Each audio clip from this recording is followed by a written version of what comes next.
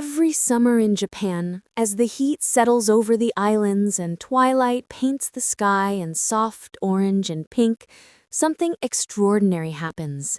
Lanterns begin to glow. Fires quietly flicker to life. Families return to their hometowns. And across the country, an ancient belief comes alive. The spirits of ancestors return home. This is Obon, one of Japan's most beautiful, spiritual, and emotionally rich traditions. It's not scary, it's not dark. It's gentle, it's sacred, and it's filled with love. Today, I'm taking you on a journey into this remarkable festival, where history, spirituality, and family come together in a celebration that has lasted for over 500 years. And by the end, you'll understand not just what Obon is, but why it continues to matter so deeply in modern Japan. When people first hear about Obon, they often imagine something like Halloween, Dia de los Muertos, or ghost festivals in other cultures. But Obon has its own unique mood, calm, warm, and full of gratitude. It's a time when the boundary between the living and the dead is believed to soften, not for fear, but for reconnection. To understand Obon, we have to go back to its origin story, a Buddhist tale about a monk named Mokuren. After his mother died, Mokuren used his spiritual powers to find her. To his horror, he saw her suffering in the realm of hungry ghosts, a place of deep hunger and sadness. Desperate to help, he turned to the Buddha.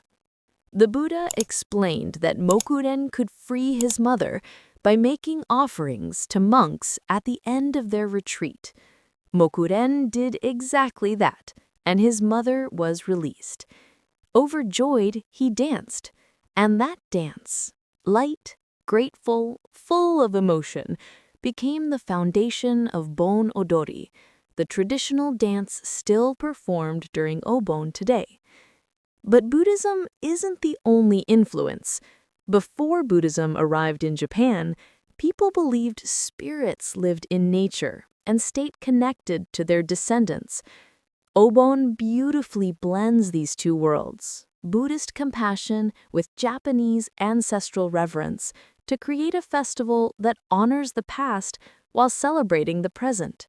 As Obon approaches in August, families prepare. Homes are cleaned from top to bottom.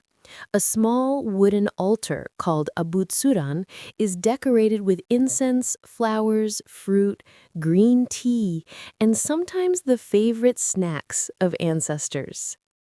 And then, on the first evening of Obon, a small fire is lit at the doorway.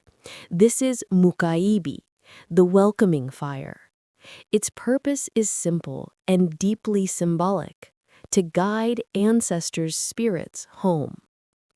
Imagine walking through a street at dusk in rural Japan, tiny warm lights glowing outside homes, the smell of incense floating through the air, and a peaceful sense of reunion filling the night.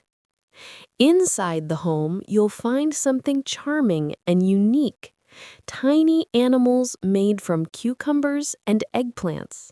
The cucumber becomes a horse, the eggplant becomes a cow. These are called shouryo uma, spirit animals. The horse is fast, to bring ancestors quickly. The cow is slow, to send them back gently, carrying gifts. It's a small detail, but it reflects the heart of Obon: care, humor, symbolism, and the belief that the world of spirits mirrors the world of the living. One of the most iconic parts of Obon is Bon Odori, the traditional dance performed in towns and cities across Japan. If you've never seen it, picture this: a tall wooden stage in the center of a park, glowing lanterns hanging overhead, and people in colorful yukata, summer kimonos, dancing in a slow, circular pattern. It's not a performance, it's participation. Anyone, young, old, local, foreign, is welcome to join. But each region adds its own flavor. Tokushima's Awa Odori is wild and energetic. Over 1 million people gathered to dance and chant in the streets.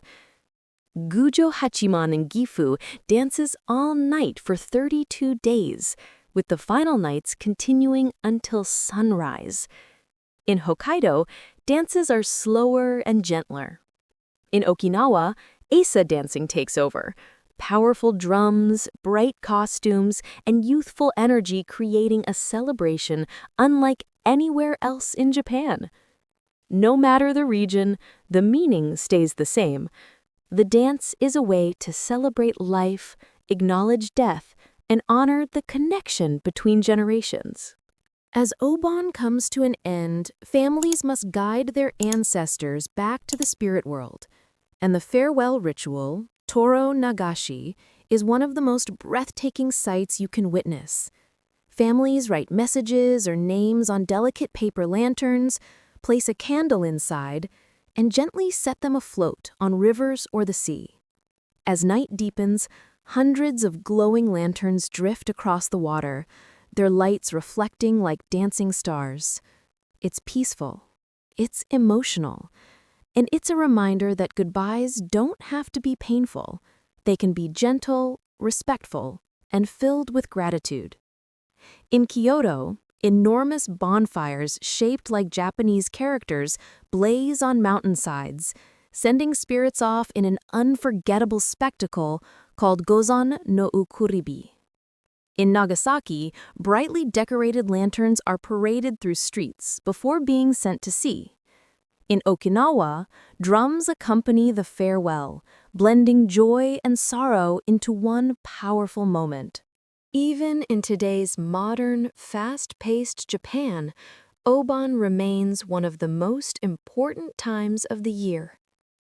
It creates one of the biggest travel events in the country, the Obon Rush. Trains overflow. Highways slow to a crawl. Airports fill with families returning to their hometowns.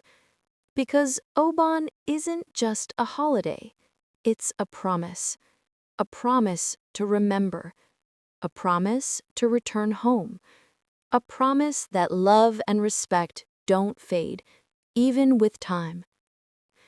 In big cities where space is limited, some families use digital altars. Others hold virtual Obon gatherings for relatives overseas. Eco-friendly lanterns are replacing traditional ones to protect rivers.